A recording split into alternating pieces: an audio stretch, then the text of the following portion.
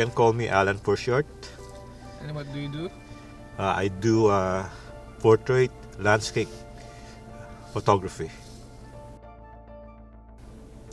For landscape, the first thing that you had to do is you had to look for a certain area, right? The subject. For example, a landscape. If you're going to if you are doing some sunrise and you are on the lake, you have to get a subject where you have to make a story out of that picture, right? So you have to look for a subject first, then you have to compose and make a story behind that subject. So that's the first thing that you have to do.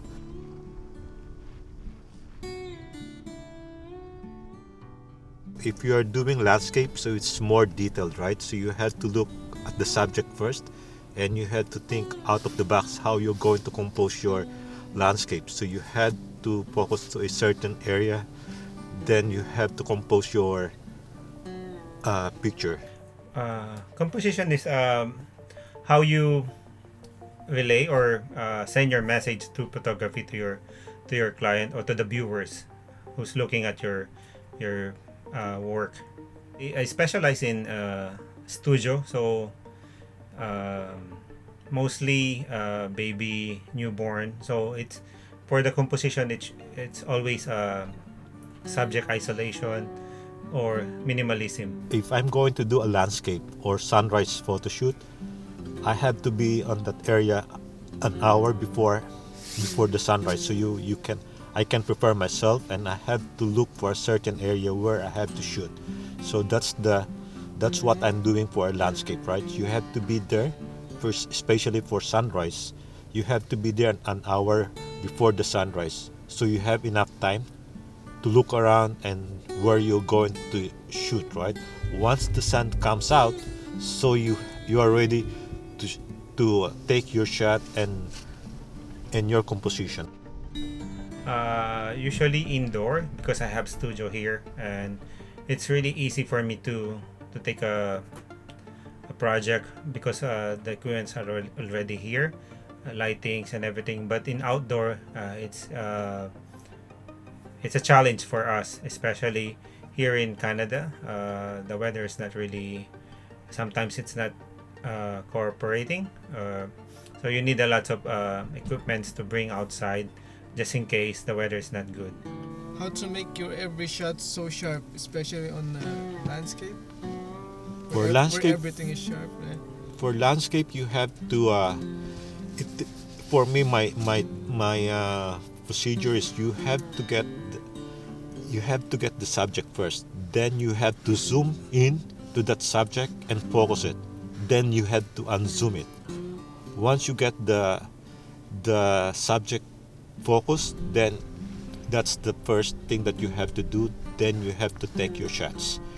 Then if you don't have a shutter or release, you have to set your camera for a timer.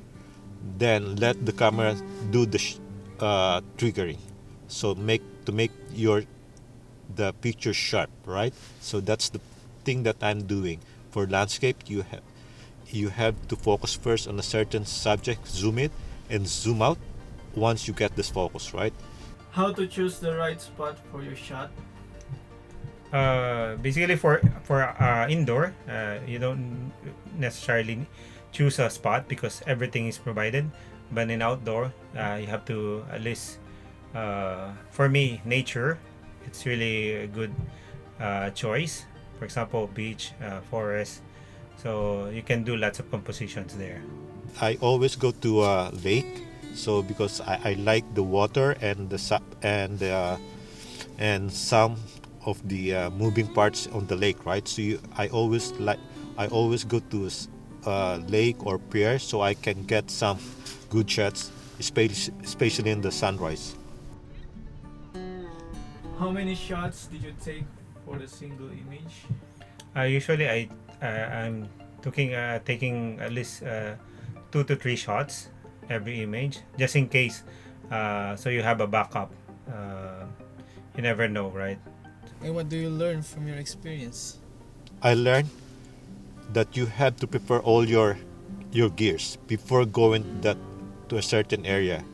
So prepare your camera, prepare your battery. If you have enough battery, you have to check your memory.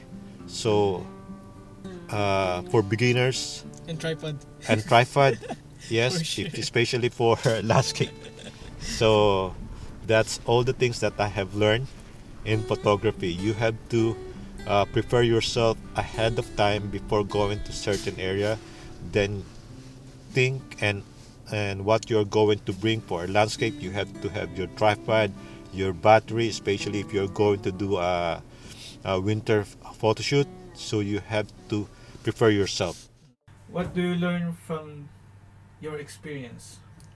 Um, no, photography is a continuous process. Every day you have to learn something. And just like any profession, there are specialties in photography. Some are good in landscape, portrait, baby, newborn, and everything. So if you really want to explore more, it's up to you. But for me, as for my experience, I really learn a lot every day because every client is a different. Going back to landscape, it depends what you are going to shoot, right? So you have to look first one area where you get some story behind that shoot that you are trying to compose, right? So you had to look for some area, and if you want to, for example, if you are if you are taking some photo shoot in a sunrise or sunset, you had to look for a subject first. Then you had to think if that subject will give you some story, because if you just shoot without a story, so there's no impact of your picture, right? So that's for a landscape. For for portrait, it's the same thing. You had to look for some area and make a story behind that portrait shot. For example, you had to guide the subject, make some emotion. And if I'm doing some portrait for a couple, then I have to let them do and relax them so I can make a story behind that kind of shots.